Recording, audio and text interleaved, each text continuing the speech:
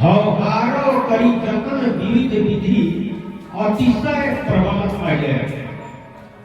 हे भगवान, हमारा मन हट नहीं करता है, हमारा मन विषय में जाता है, संसार में जाता है, कभी काम में जाता है, क्रोध में जाता है, लोभ में जाता है, मोह में जाता है, मान में जाता है। अतिशय प्रबल अजय, वह अतिशय प्रबल है। अजय का तो मतलब होता है जिस पर विजय जो किया जाए। तो तुलसीदास जी तो कहे कि हौ हारो कोई जतन विविध विधि, हम तो हार गए, मेरा मन हट नहीं कर रहा है। गोसाई जी ने कहा कि कंचन तजना सहज है, सहज क्रिया के ने मान बढ़ाई न तजे तुलसी परम सने। मन अगर बस में नहीं होगा, चाहे मन का भेद नहीं जानेंगे, तो सब छूट जाएगा, लेकिन मान बढ़ाई नहीं छूटेगा। मान बढ़ाई से रहित नहीं हो सकते। कबीर साहब जी ने कहा कि मन से हारे हार है, मन के जीते जीत। पार ब्रह्म को पाइए मन ही के प्रति। मन से हार गए तो हार गए, मन से जीत गए तो ये प्रभु की प्राप्ति है, आपका जीवन सफल होगा। तो मन से कैसे जीतेंगे? तुलसीदास जी कहते हैं कि वह अजय है, अतिशय प्रबल। कबीर साहब कहते हैं कि अगर हार गए तब तो कल्याण नहीं है। जब तक आप मन से जीतेंगे नहीं, तब तक प्रभु की प्राप्ति नहीं है। तो कैसे जीतेंगे? जीव भेद न मन के पावे, मन जीवन के भरमा। सतराम बाबा कहते हैं कि यह जीव मन का भेद नहीं जानता है, इसीलिए मन जीव को भरमाता है। जब भेद जान जाएगा तो यह मन भरमाएगा नहीं, मन आपके बस में हो जाएगा, बल्कि मन आपके बदला में प्रभु का भजन करेगा, आपका साथी बन जाएगा, सहयोगी बन जाएगा। मन ही सूरत हो जाएगा। तो जब मन का भेद जानेंगे तो मन का भेद क्या है? अध्यात्म में मन किसे कहते हैं? मन परपंची मने निरंजन मन है ओंकारा। तीन लोक का मन है राजा, मन से कौन न्यारा। पूरा त्रिलोक का मालिक मन में है। अध्यात्म में मन को ईश्वर कहा जाता है। अध्यात्म में ज्योति को ही मन कहा जाता है। अध्यात्म में ब्रह्म को ही मन कहा जाता है। अध्यात्म में इसका नाम ओम एकाक्षर ब्रह्म, ओंकार। संसार के खास करके जो लोग हिंदू धर्म के चाहे और सिद्धांत के लोग भी ओम जपते हैं, ओम का नारा लगाते हैं। बहुत लोग कहते हैं कि मन को बस में करके ओम जपिए, मन को मारिए, मन भरमाता है, मन बहुत खराब है। मन को गाली देते हैं, कहते हैं कि मन को दबाना है। करते हैं, नमस्कार किसका करते हैं, प्रणाम किसको करते हैं, मौनवे का भजन करते हैं, मौने को नमस्कार करते हैं और मौने को गाली देते हैं। मौन का भेद नहीं जानते हैं, इसीलिए यह काम कर रहे हैं। जिस दिन मौन का भेद जान जाएंगे तो मौन को गाली नहीं देंगे, तो क्या मौन को नमन करेंगे? मौन को न नमन करेंगे, न बंधन करेंगे और न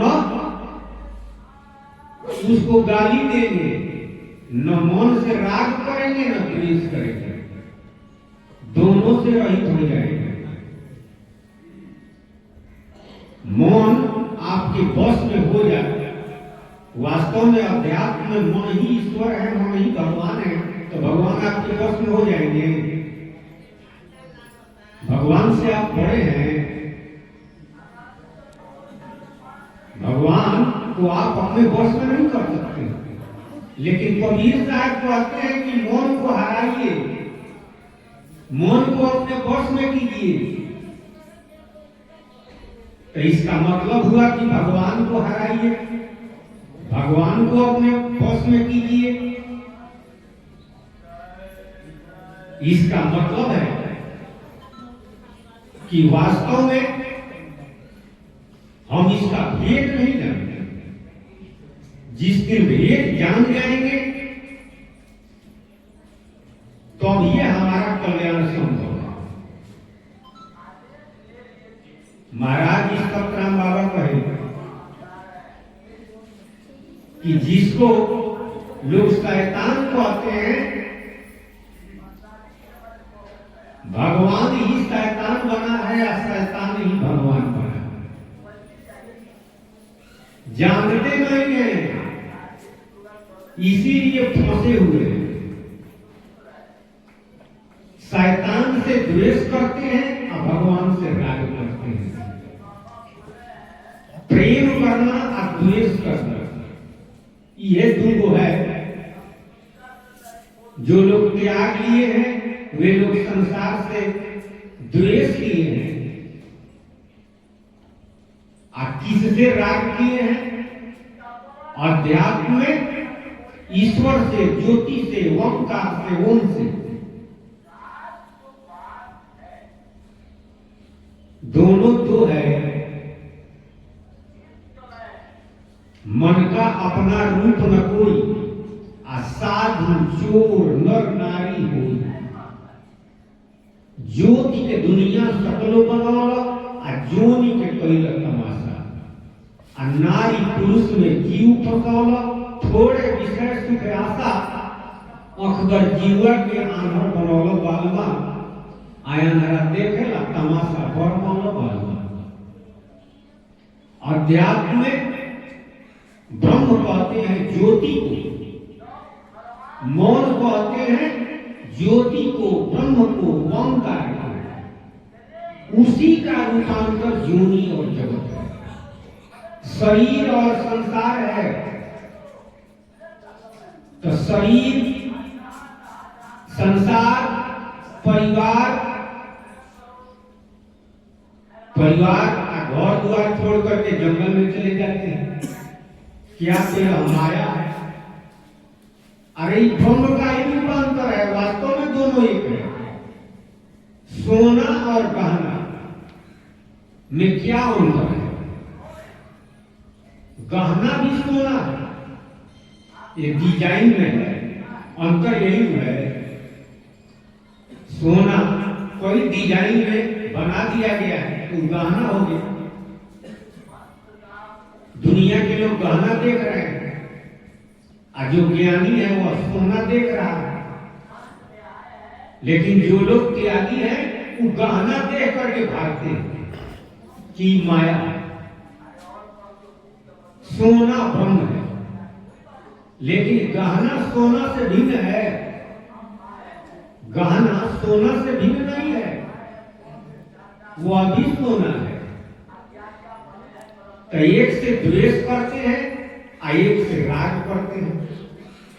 भेद नहीं जानते हैं। वही सतराम बाबा कहते हैं कि जीव भेद न मन के पाल, मन जीवन के भरला।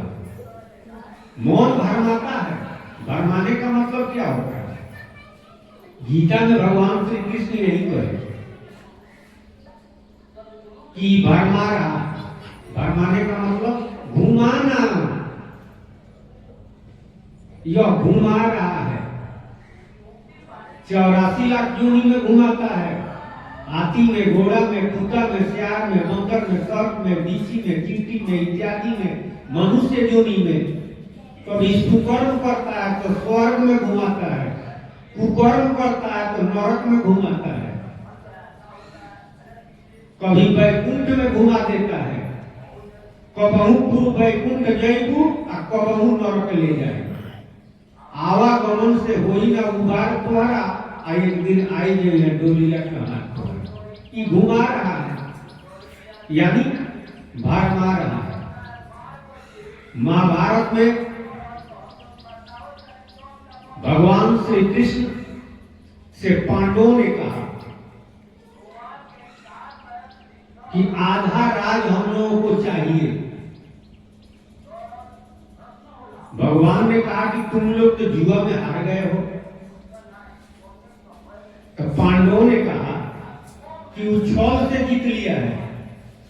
भगवान ने कहा कि जुआ में तो छल हो ही करता है। अगर छल से जीत लिया तो तुम लोग मान क्यों लिए? मान लिए तब ये अज्ञातवास में गए।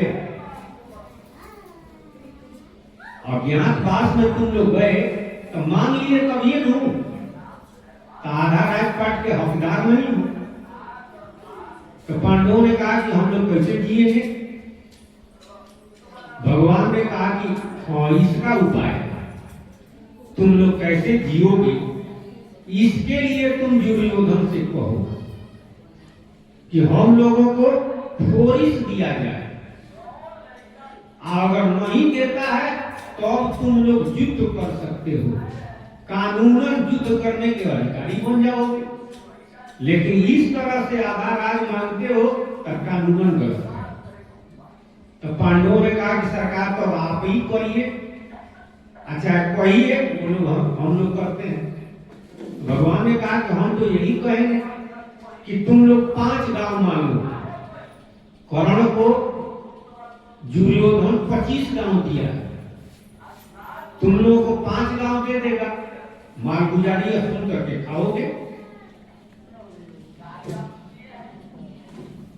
ये कर सकता है वह, लेकिन आधा राज मांगने के अधिकारी नहीं है। पांडवों ने कहा कि अगर नहीं देता है तो भगवान कहे कि तब युद्ध करने के अधिकारी बन जाओगे। तुम लोग युद्ध करोगे, अगर जीत जाओगे तो सब तुम लोगों का हो जाएगा, हार जाओगे तो कोई बात नहीं। भगवान पांडवों ने कहा कि सरकार का भी प्रस्ताव आप ही लेकर जाइए। तो संधि प्रस्ताव लेकर भगवान गए दुर्योधन के पास और जाकर के यह प्रस्ताव रखे। भगवान कहे कि 5 गांव दे देने में कोई बात नहीं है। अरे सेना तुम्हारे पास है, तुम जब चाहे तब ले सकते हो, जब चाहे तुम ले सकते हो। इसमें तुम्हारा कोई क्षति भी नहीं होगा। अगर नहीं देते हो तो वे लोग युद्ध करेंगे, तो युद्ध में तो बहुत लोग मरेंगे। तुम्हारा विजय होगा कि नहीं होगा ये कौन जानता है। दुर्योधन को यह बात अच्छा लगा। वो कहा कि अच्छा प्रस्ताव है। अरे 5 गांव देने में क्या बात है, सेना हमारे पास है, जब चाहे तब ले लेंगे। इधर उधर लोग करेंगे तो हम ले लेंगे। अगर युद्ध होता है, हम नहीं देते हैं तो युद्ध होगा, तो युद्ध होगा तो बहुत लोग मरेंगे। कोई जरूरी नहीं है कि मैं जीत जाऊं, क्योंकि पांडव भी बहुत वीर है। दुर्योधन सोचा, उसके अंदर यह विचार आया कि दे देना चाहिए। तब तक फिर मन में होता है कि नहीं देना चाहिए। यह दुश्मन की बात रह जाएगी। चाहे तो दुश्मन के पार्टी के हैं, इसमें कोई चाल हो सकता है। अब संकल्प और विकल्प होने लगा। दुर्योधन कहा कि हमको समय दीजिए, हम इस पर विचार करेंगे। भगवान कहे कि नहीं, अभी हाँ कहो या ना कहो। हाँ कहते हो तो ठीक है, और ना कहोगे तो कल से युद्ध होगा। दुर्योधन कहा कि नहीं, अभी तो हम हाँ कहेंगे ना ना कहेंगे। भगवान कहे कि ठीक है, हम 3 दिन का समय देते हैं। 3 दिन जब बीतेगा तो मैं आऊंगा। दुर्योधन कहा कि ठीक है। भगवान चले गए। दुर्योधन भीष्म पितामह से जाकर कहा कि क्या करना चाहिए। अब भीष्म पितामह को भी संकल्प और विकल्प मिला। निर्णय नहीं हो रहा था कि दिया जाए कि नहीं दिया जाए। भीष्म पितामह कहे कि हम तो सेनापति हैं, तुम युद्ध करने के लिए कहोगे तो युद्ध करूंगा, और नहीं तो बैठे रहूंगा। राय देना और लेना मंत्री का काम है। वो बात को टाल दिए, क्योंकि उनको भी निर्णय तो हो नहीं रहा। तो दुर्योधन के मंत्री थे शकुनी। शकुनी से वह कहा, तो शकुनी का भी वही हाल था। दिया जाए नहीं दिया जाए, दिया जाए नहीं दिया जाए। कभी होता था कि दे दिया जाए, कभी होता था कि नहीं दिया जाए। दुश्मन की बात रह जाएगी, इसमें कोई धोखाधड़ी है, इसमें कोई धोखाधड़ी है। 2 दिन बीत गया। दुर्योधन कहा कि तो 3 दिन, अरे 2 दिन बीत गया।